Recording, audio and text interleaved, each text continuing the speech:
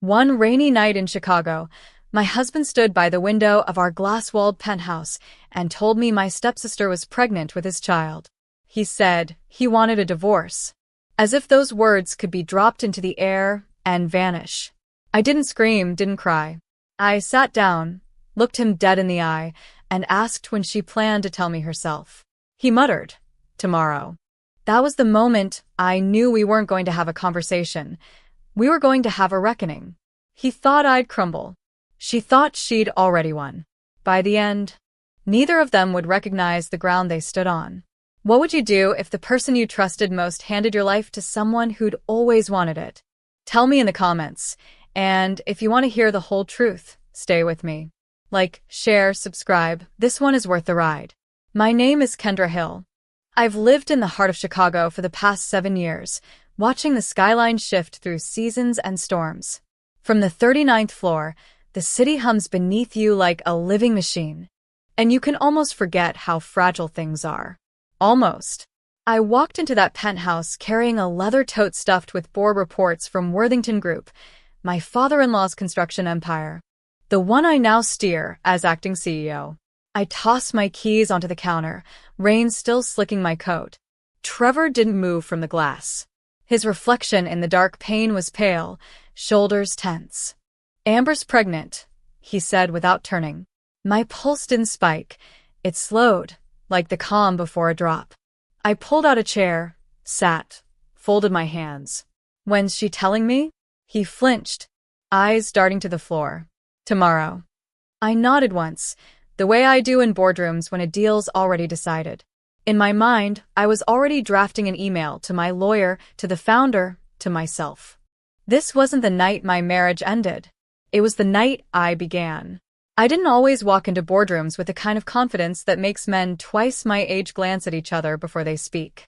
Back when I first married Trevor, I thought my life would be quieter. Maybe I'd leave finance, start a family, spend more time cooking than calculating. But that vision lasted all of 3 months. Charles Worthington, Trevor's father, summoned me into his office one rainy Monday. The place looked like it belonged on the cover of an architectural magazine, mahogany shelves lined with blueprints of towers that scraped the sky, polished steel awards gleaming in the corner. He didn't waste time on pleasantries. He leaned forward across his desk, fingers steepled, and said, "Kendra, this company needs a spine and a sharp mind. I think you've got both." I remember pausing, my hand still on the strap of my bag, wondering if I'd heard him right. I started out shadowing project managers, combing through contracts and cost sheets until midnight, learning how to read between the lines the way my mother once taught me to read the fine print on bills. It wasn't glamorous. I was the founder's daughter-in-law, the outsider in a room full of men who'd been there since the company poured its first foundation. They didn't bother hiding their skepticism, half smiles, polite nods. The kind you give someone you don't think will last. The first time Charles brought me into a board meeting, I felt every one of their eyes on me when I spoke. My voice didn't shake, though. I pointed out 3 gaps in our supplier contracts, laid out a renegotiation strategy, and sat back while the CFO adjusted his glasses to study the figures again. From there, the dynamic shifted in small, deliberate steps. I started receiving calls before major deals, invitations to strategy sessions that Trevor somehow never attended. He was listed as a board member but treated it like a social title, something to flash at cocktail parties. I treated it like a war room assignment. Charles noticed. He began sending me confidential reports before meetings, asking, "What's your read?" He'd listen without interrupting, then nod once, a signal that he agreed and that I should run with it. The turning point came during a high-stakes proposal for a downtown redevelopment project. We were up against a rival firm with deeper pockets and more political connections. The boardroom was tense, men tapping pens, staring at projected cost overruns. I asked for 5 minutes. In that time, I outlined a phased construction plan that would cut expenses by 15% and guarantee local job creation, something the city council couldn't ignore. Charles let me finish, then turned to the others. Any objections? There were none.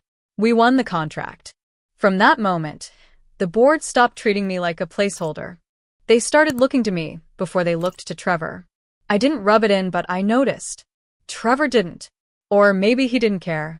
He'd ask how my day was, and I'd tell him about closing a multi-million-dollar deal. He'd nod distractedly and ask if we had milk in the fridge. By the time Charles hinted at retirement, I was already running point on acquisitions, labor negotiations, even branding initiatives. My calendar was stacked with back-to-back meetings, my evenings filled with notes and calls. I wasn't just part of the company, I was shaping it. And while Trevor drifted further into his own comfort zone, I was being forged into something I hadn't expected. The person everyone depended on when the stakes were highest. That trust would become my anchor, and later, my shield. It was early. The city still quiet except for the low hum of traffic far below our windows. I'd been up before sunrise, reviewing a proposal that could bring hundreds of jobs to the south side. My notes were spread across the kitchen island, coffee cooling beside me, when Trevor wandered in wearing gym shorts and a faded college hoodie. He didn't ask about the documents or the meeting I'd been preparing for all week. Instead, he dropped onto the couch, switched on the TV, and picked up his game controller like it was just another Saturday. I closed my laptop, walked over, and stood between him and the screen. "You do remember the board meets at 10, right?" He didn't even pause his game. "You've got it covered," he said, fingers moving over the buttons, eyes locked on the flashing colors. "They listen to you, not me." It was the kind of line that sounds like a compliment but feels like a door shutting in your face. I told him, "This is your family's legacy, Trevor. Don't you want to be part of it?" He shrugged, eyes still on the game. "You care more than I do." Something in me cooled right then. I went back to the island, slid my notes into a leather folder, and slipped on my jacket. He called after me, "Don't forget we're low on milk." I didn't answer. The elevator ride down felt longer than usual. I replayed his words, his tone, the way he barely looked at me. When I stepped into the marble lobby, the doorman greeted me by name. I smiled, but my mind was still upstairs, sitting in that living room, watching him choose a video game over his seat at the table. At the office, the contrast was jarring. The boardroom was alive with energy, charts and renderings spread out under bright lights. My team was waiting for my cue, ready to discuss the South Side project. I took my place at the head of the table, Trevor's chair by title, mine by reality. The meeting moved fast, decisions stacking one on top of another, every choice pushing us closer to the win. But even in the middle of that momentum, there was a weight in my chest. I could see his empty chair in my mind, the way it had been all year. He'd show up for dinners, charity galas, the easy appearances that came with no responsibility. But the real work, the long hours, the tough calls, the moments that built a company's future, those he left to me without a second thought. By the end of the meeting, we had a plan that would lock in the contract. Applause filled the room, but I felt no rush. I gathered my papers, thanked the team, and stepped out into the hallway. Somewhere between the conference room and the elevator, I realized something. I was running the Worthington legacy alone, and Trevor was perfectly fine with that. The first time Amber reappeared in my life, it was at one of Charles's rooftop dinners, the kind where the Lake Michigan skyline is just as much a guest as anyone sitting at the table. She swept in late, the air shifting with her arrival, wearing a crimson silk dress that caught the last of the sun. Her heels clicked against the stone floor, each step deliberate. She leaned in to kiss Charles on the cheek, her smile wide enough to show every tooth, then glanced around the table until her eyes landed on Trevor. He stood to greet her, casual but not distant, and I watched the way her hand lingered on his arm. The conversation picked up again around us, glasses clinking, a string quartet playing somewhere behind the warm murmur of voices. I had just excused myself to take a call from our legal team about a contract dispute, and when I came back, they were side by side, heads bent over something on her phone. Trevor laughed, really laughed, in a way I hadn't heard from him in months. Amber noticed me before Trevor did. She straightened, that polished smile sliding easily into place.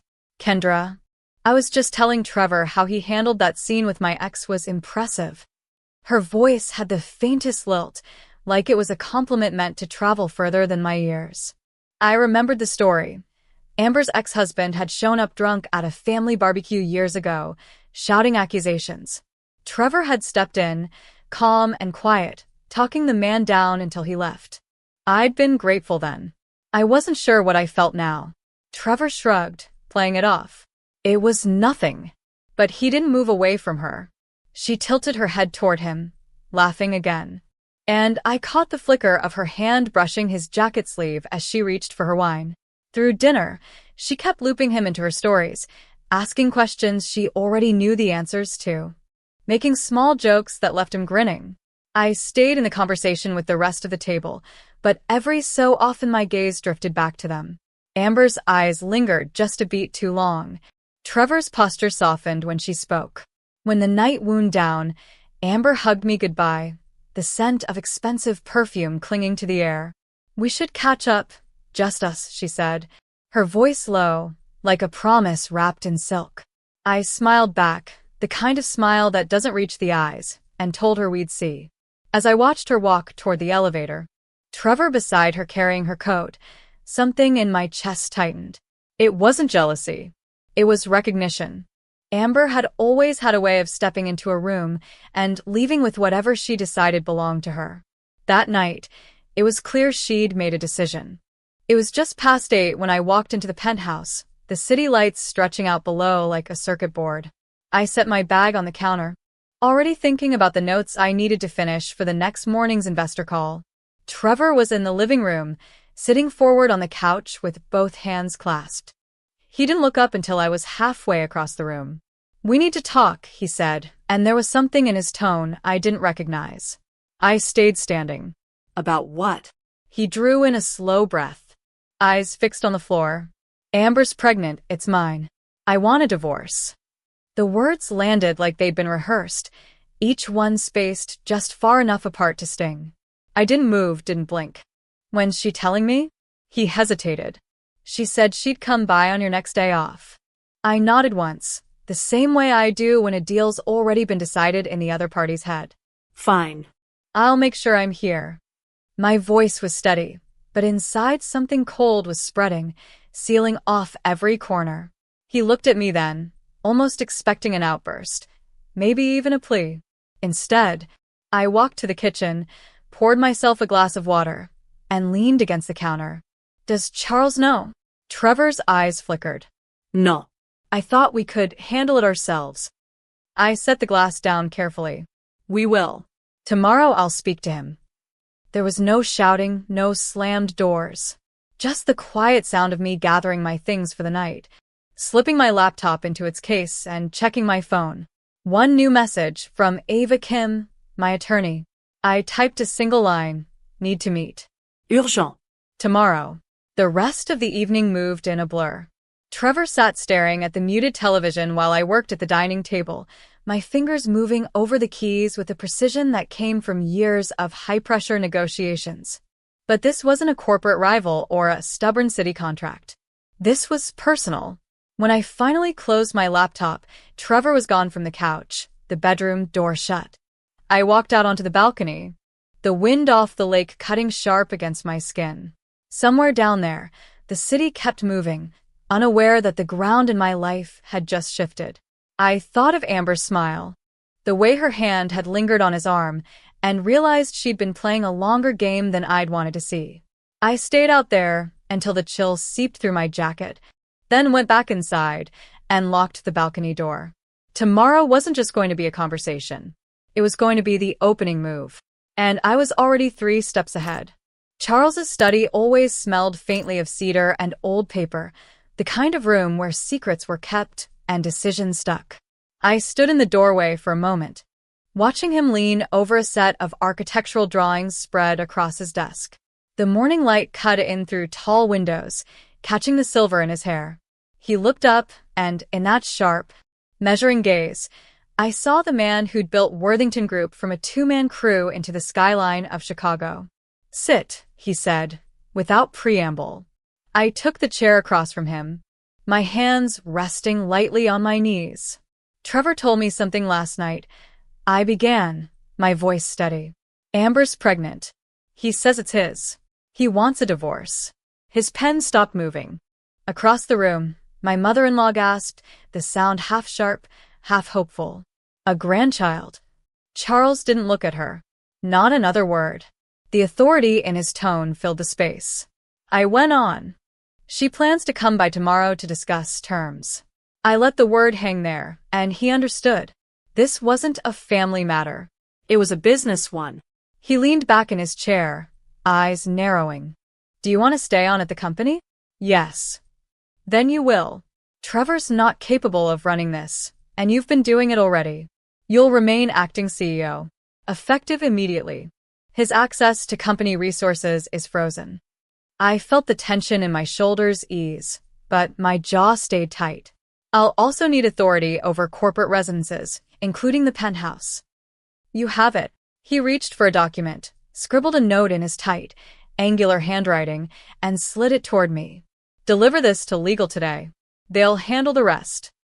My mother-in-law shifted in her seat, disappointment flickering in her expression. I knew she'd already pictured a baby in the family, and now she was hearing the subtext in Charles's words. Amber wasn't about to be welcomed into this house. Charles fixed me with a look that was both challenge and reassurance. You've got the helm. Kendra. Don't let anyone take the wheel. I nodded once, the weight of his trust settling beside the weight of what was coming. This wasn't going to be a clean break. Amber wouldn't step back quietly. And Trevor, well, Trevor had never fought for anything, but he'd let her fight for him. I rose, tucking the note into my bag. As I reached the door, Charles spoke again, softer this time. Kendra, family or not, protect the company first. I didn't answer, just met his eyes for a beat before leaving the room. Out in the hallway, the house was quiet, the kind of quiet before something breaks. I tightened my grip on my bag. If tomorrow was the start of a war, I'd just secured my supply lines. Amber arrived exactly at 11, like she'd scheduled it with a publicist. The elevator door slid open and there she was, framed in brushed steel, a designer bag hanging from her arm. Sunglasses, still on though we were 40 floors above the street.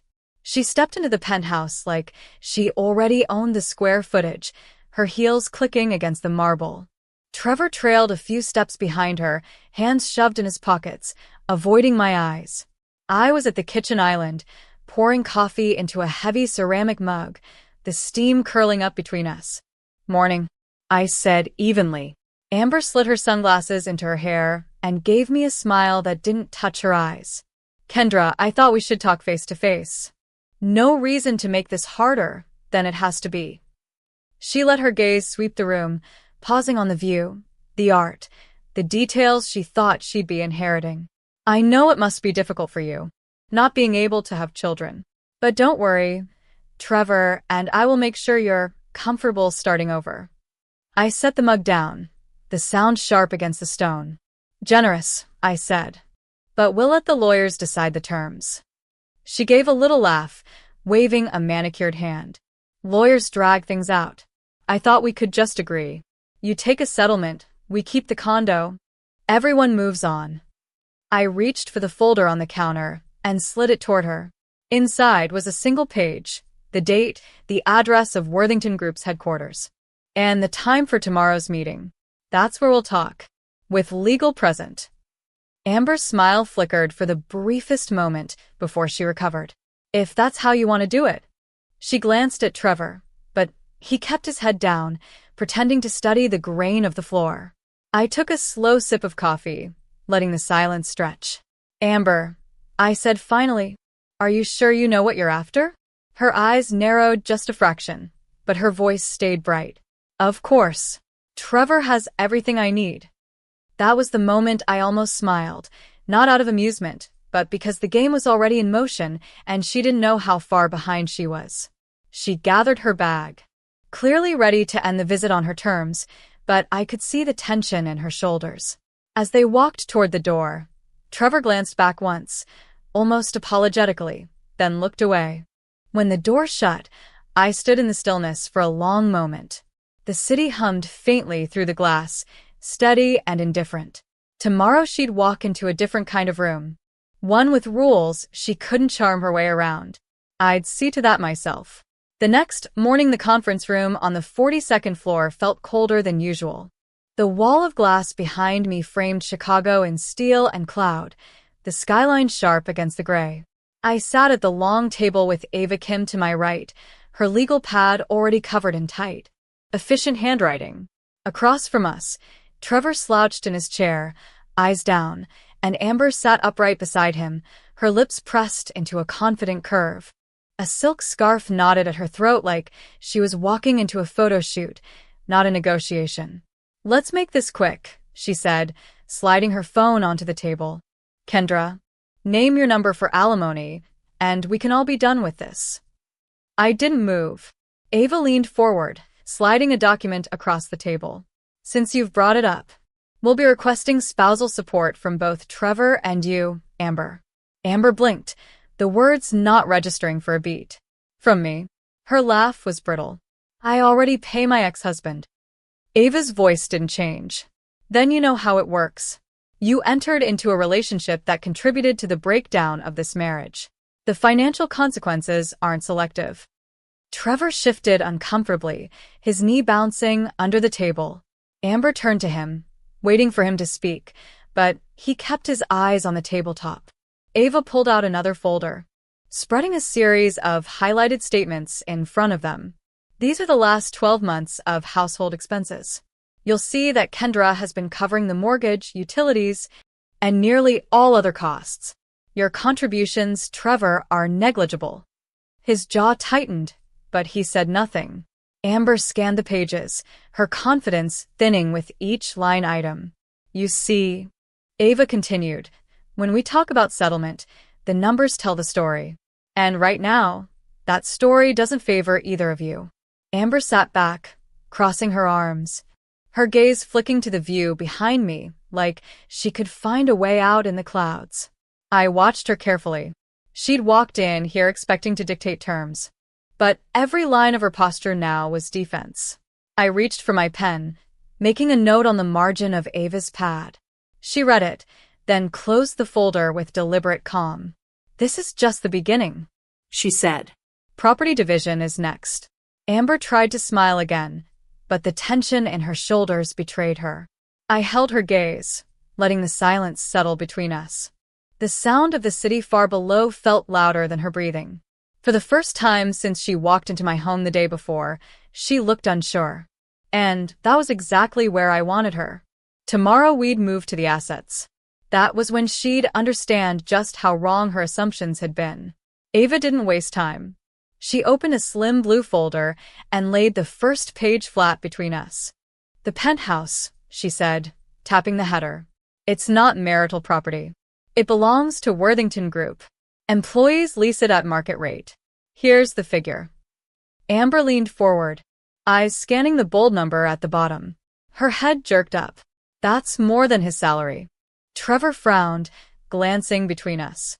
"Wait, I thought Dad owned it." I kept my voice even. "The company owns it, and the company decides who lives there." Amber's lips parted, but no sound came. Her fingers tightened around. Ava slid the lease agreement across to her. "Not unless you pay that rate. Every month." Trevor shifted back in his chair, rubbing the back of his neck. "I can't afford that." I let the silence work. Amber's gaze darted to him, searching for a solution, but he kept his eyes down. She turned to me, and that was when I ended it. "You've been under the wrong impression. Amber, Trevor isn't the CEO. I am."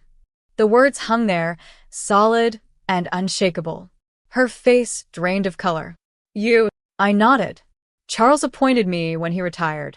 The board trusts me to run the company. Trevor's an advisor. No executive power." Amber looked at him like he'd betrayed her twice, once with the truth, and again by letting her walk in here believing a lie. He gave that familiar shrug, the one that said he'd never fought for anything. Ava gathered the papers into a neat stack. "So, if you want to remain in the penthouse, we can draw up a lease today. Otherwise, you'll need to make arrangements." Amber didn't answer. She just stared at the contract, the reality settling over her like a weight she couldn't lift. I stood, smoothing the front of my jacket. "We're done here." As we walked out, the glass door whispered shut behind us, sealing her in with the view she'd thought she was claiming. Only now it was framed by numbers she could never make work. 2 weeks later, the truth came out. Amber was never pregnant. Word spread fast through the Worthington estate, faster than the lake wind that cut across the courtyard. Charles didn't say much when he heard, just closed the folder in front of him and told his assistant to have her things removed from the guest wing. My mother-in-law, who had once looked at Amber like she might bring the family a legacy, wouldn't even meet her eyes. The morning she left, I watched from the sidewalk as she dragged a single suitcase toward a waiting rideshare. No heels this time. No silk scarf. She didn't glance back. Trevor stood in the doorway, hands deep in his pockets, the shape of someone who'd finally run out of places to hide. He tried, of course. A week later, he showed up at my new apartment in River North, holding a paper cup of coffee, like it was an offering. "Maybe we could start over," he said. His voice was softer than I remembered, but it didn't move me. I told him the truth. He'd left long before he walked out the door, and I wasn't interested in going back. Worthington Group was mine to lead now, and I threw myself into it. On a clear afternoon, I walked a construction site on the south side, steel beams reaching into the sky. Workers in hard hats nodded as I passed. I stopped near the edge of the lot, watching the framework of the new community center take shape. "We're not just building a building," I told the foreman beside me. "We're building a place where people can stand on their own." Later, as I headed back to my car, I thought of my mother, of every late bill she stretched to cover, of every time she told me to keep my head up no matter who tried to push it down. That was the real inheritance worth protecting. If you've ever had to fight to keep what you've built, you know it's not about revenge. It's about making sure the foundation stays solid, so no one can tear it out from under you. Keep building yours. And don't hand over the keys. And that wraps up today's story. Now we want to hear from you. Where are you watching from? Drop your city or country in the comments, and let's see how far these stories reach. If this story moved you or gave you chills, give it a like, share, and subscribe for more powerful stories. One last thing, rate the story from 1 to 10 in the comments. Your feedback helps us bring you even better ones next time. Thanks for watching. We appreciate you being part of this storytelling journey.